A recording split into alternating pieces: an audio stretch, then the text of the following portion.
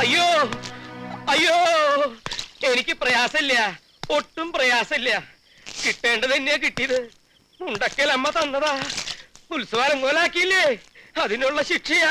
ഒന്ന് പതുക്കെ പിടിക്കണോ. മോന്റെ പ്രായമുള്ള ഒരു മനുഷ്യന്റെ കയ്യാളായി നിന്ന് ഇക്കണ്ട എടാകൂടൊക്കെ ഉണ്ടാക്കണതിന് പരോക്ഷ സഹായം ചെയ്യല്ലേ. മതിയായി മതിയായി എന്റെ പൊന്ന് നീല. നേരം വെളുത്തിട്ട് ഞാൻ പോയിക്കോളാം. നേരം വെളുക്കാൻ കാക്കണ്ട, രാത്രി തന്നെ ചെല്ലേ. കുറെ നേരമായി താൻ. ഇനിയുള്ള കാലം വല്ല ക്ഷേത്രനടയിലും പോയി നാമം ജപിച്ച് തീർക്കാന്ന് കരുതിയിട്ടാ.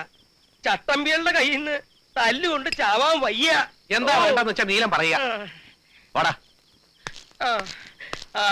അതെ, നന്നായിട്ടുണ്ട്.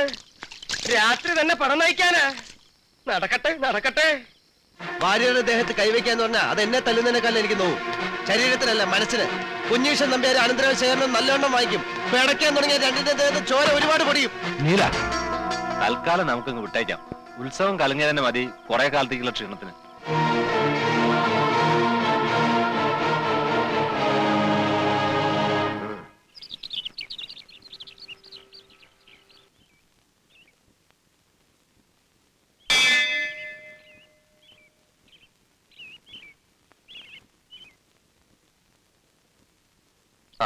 ഞാൻ പറയായിരുന്നു, ആ ശബ്ദം അച്ഛന്റെ തന്നെ.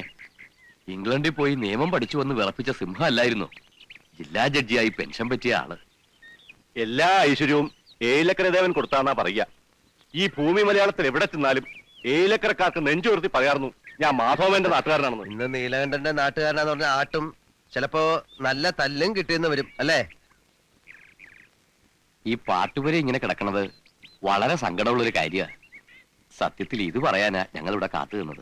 കുട്ടിയുടെ അച്ഛന്റെ കാലത്ത് എത്രയെത്ര മഹാന്മാരോട് വന്നു പോയിട്ടുള്ളതാ. എല്ലാ മാസവും പാട്ടും നൃത്തവും കഥകളിയൊക്കെ ആയിട്ട്. ഏലക്കര ശിവക്ഷേത്രത്തിലെ പാട്ടുപുര അത്രയ്ക്ക് പ്രസിദ്ധമായിരുന്നു. ഇതൊന്ന് നേരെയാക്കി എടുക്കാൻ അമ്പല കമ്മിറ്റിക്കാര് വിചാരിച്ച കൂട്ടിയാ കൂടില്ല. നീലം തന്നെ ചെയ്യാം. ഭാര്യയായിട്ട് ആലോചിച്ച് ഉടനെ വേണ്ട ചെയ്യാം. പിന്നെ അമ്മ പാടിയിട്ടുണ്ട് ഇവിടെ. കച്ചേരിന്ന് കേട്ടപ്പോ ഒഴിയാൻ ഒരുപാട് നോക്കി. അച്ഛൻ വിട്ടില്ല. അന്ന് കൊച്ചു കുട്ടിയാ.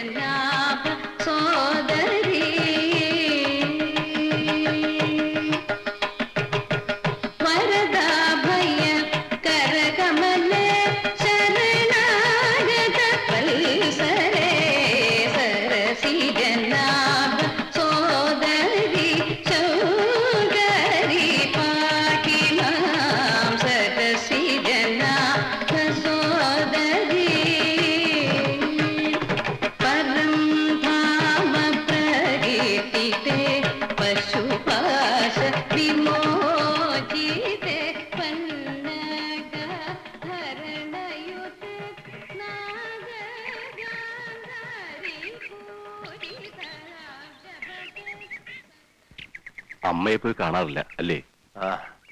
മംഗലശ്ശേരിക്ക് വരില്ല എന്ന് വായിച്ചു തന്നെയാ.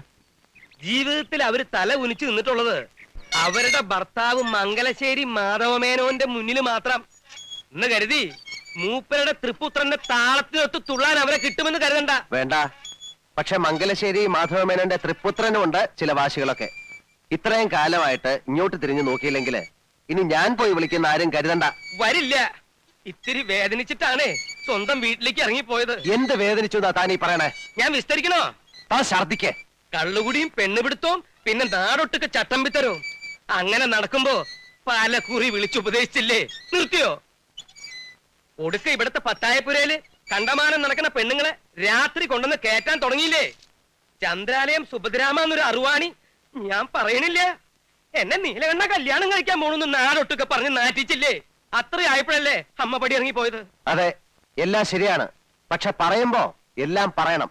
അന്ന് അമ്മ ഇറങ്ങിപ്പോയതിന്റെ അന്ന് തൊട്ട് നിർത്തിയില്ലേ എല്ലാം. പിന്നെ താൻ കണ്ടിട്ടുണ്ടോ പെണ്ണുങ്ങളുമായിട്ടുള്ള ഇടപാട്? ഈ പറയണ സുഭദ്ര വർണ്ണ വഴിക്കെതിരെ പോലും ഞാൻ പോയിട്ടുണ്ടോ? ഉണ്ടോണോ? എന്താ തന്റെ നാക്കിറങ്ങിപ്പോയോ? നാക്കല്ല, ഈ ഉടൻ ഒന്നായിട്ട് അങ്ങ് പാതാളത്തിലേക്ക് ഇറങ്ങിപ്പോണേന്നാ ഇപ്പൊ എന്റെ പ്രാർത്ഥന. അതൊരു ദിവസം ഞാൻ തന്നെ ചവിട്ടി താഴ്ത്തും. ഓ നീല, തിരിച്ചു വരുമോ ഇല്ലയോ എന്നുള്ളതല്ല, ഒന്ന് പോയി കാണണം. നല്ല സുഖമില്ലാതെ കിടപ്പിലാണെന്നല്ലേ കേട്ടത്. സുഖമില്ലെങ്കിൽ അവിടെ ആംഗ്ലമാര് തമ്പുരാക്കന്മാരുണ്ടല്ലോ നോക്കാൻ, ഏഭ്യന്മാര്. അവറ്റയുടെ മുഖം കാണുമ്പോ തുടങ്ങും എനിക്ക് പേര് വരില്ലെന്ന് അങ്ങോട്ട് അരിച്ചു കയറാൻ. അമ്പിനും ബില്ലിനും അടുക്കില്ല എന്ന് പറഞ്ഞ ഞാൻ എന്താ ചെയ്യാ? താനൊന്നും ചെയ്യണ്ട, ഓ. പറയണത് അങ്ങോട്ട് കേട്ടാ മതി. എനിക്ക് കുറച്ച് കാശ് വേണമല്ലോ. ഇത്തിരി താമസം ഉണ്ടല്ലോ. ആ. മഷി ഉണങ്ങാൻ വടക്കേപ്പുറത്ത് വെയിലത്തിട്ടിരിക്കുക. ഈയിടെ ആയിട്ട് തന്റെ ഹ്യൂമർ സെൻസ് ഇത്തിരി മെച്ചപ്പെട്ടിട്ടുണ്ട്. Thank you. ഒന്ന് പറഞ്ഞിട്ട് പോന്നീല. പാട്ടുപേരുടെ പണി എന്ന് പറയുമ്പോ ആശാരിമാരെ ഏൽപ്പിക്കണ്ടേ? ആ അടിയോടിയുമായി ആലോചിച്ച് വേണ്ട ചെയ്യൂ. താൻ ഏതെങ്കിലും മരങ്ങോടൻ ആശാരിയെ വിളിച്ചേൽപ്പിച്ചാൽ ശരിയാവില്ല. കുളിമുറി ഉണ്ടാക്കുകയല്ല. ഉവ്വ് ഉവ്വ്. അപ്പൊ ബഡ്ജറ്റ് എങ്ങനെയാ? ബാങ്കിലൊന്നുമില്ല. അതാ ഞാൻ മലയാളത്തിൽ തന്നോട് പറഞ്ഞത്. ആ മണിച്ചേരിയിലെ വസ്തു നമുക്ക് വിൽക്കാന്ന്. താൻ എന്താ നോക്കണേ? വാലിന്റെ 6 അടി പോരെ നീലെണ്ണ നല്ല സുഖമായിട്ട് നീണ്ടു നിവർന്ന് കിടക്കാൻ? ബാക്കി മുഴുവൻ നമുക്ക് വിറ്റ് തുലയ്ക്കാവണോ? ഡീസൽ അടിച്ചോ? എങ്ങോട്ടാണാവോ? ഓ, ഞാനിന്ന് വെസ്റ്റ് ജർമ്മനി വരെ പോവാ. ഇയാള് വരുന്നോ? എന്റെ സേവരെ നോക്കിക്കൊള്ളണേ.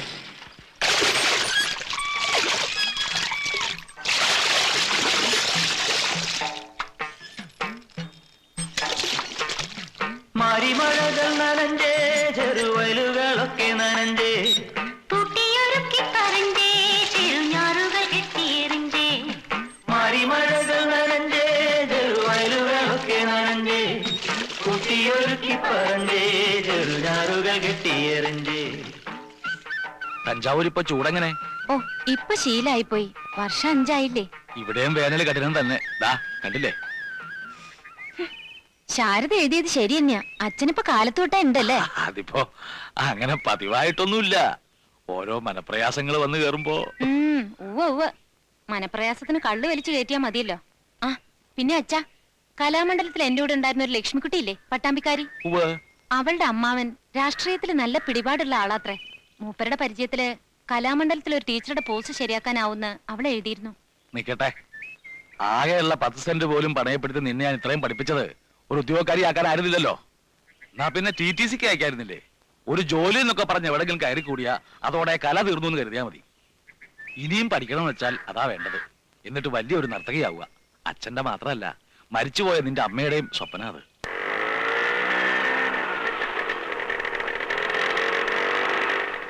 എന്താ ബാനു, അറിയോ? ലീലെടുത്തിന്റെ അങ്ങനെ ചോദിക്കണത്? അല്ല, വലിയ പഠിപ്പൊക്കെ കഴിഞ്ഞ ആളല്ലേ? എന്ന് കരുതി സ്വന്തം ബന്ധമൊക്കെ മറക്കുവോ? ഭാനു, ആളകം മാറിട്ടോ. നേരം കിട്ടിയാ ഒന്ന് അങ്ങോട്ടൊക്കെ ഇറങ്ങോ? വരാലോ. എന്നാ പോവാം വാസുട്ടാ. ആ. ലീലെടുത്തിയുടെ നാക്കിന് ഒരു മാറ്റവും ഇല്ല. അസത്ത അതെ വഷളൻ.